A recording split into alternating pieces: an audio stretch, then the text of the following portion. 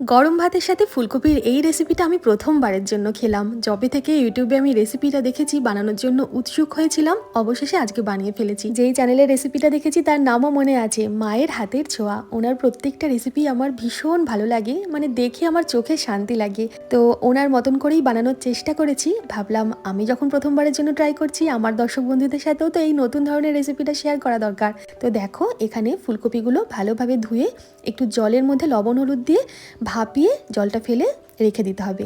এদিকে একটা কড়াইতে সর্ষের তেল গরম করে পরিমাণ মতন শুকনো লঙ্কা গোটাই ভেজে তুলে রাখতে হবে। এরপর দুটো টমেটো অর্ধেক করে কেটে আমি তেলের উপর দিয়ে দিলাম, কয়েক কোয়া গোটা রসুন, ফুলকপিগুলো আর একটু কাঁচা লঙ্কাও দিয়ে দিয়েছিলাম। ঢাকা দিয়ে কম আঁচে রান্না করার জন্য টমেটোর ওপরের খোসাগুলো খুব সুন্দরভাবে উঠে এলো। এরপর হাই ফ্লেমে ভালোভাবে ফুলকপি, টমেটো, রসুন সবকিছু একটু ভেজে নিলাম।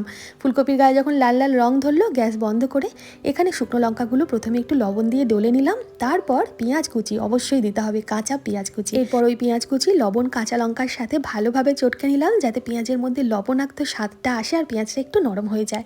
এরপর এর মধ্যে সমস্ত ওই ভাজা ফুলকপি, টমেটো, রসুন, কাঁচা লঙ্কা দিয়ে ভালোভাবে মেখে নিতে হবে। গরম ছিল তাই আমি ম্যাশারের সাহায্যে এটা ম্যাশ করে নিলাম। কুচনো ধনে পাতা দিতে হবে অবশ্যই। একটু কাঁচা সর্ষের তেল দিয়ে হাত দিয়ে ভালোভাবে চটকে চটকে মেখে গরম ভাতের সাথে পরিবেশন করতে হবে। কথা দিলাম, এ স্বাদ কোনোদিন ভোলার নয়।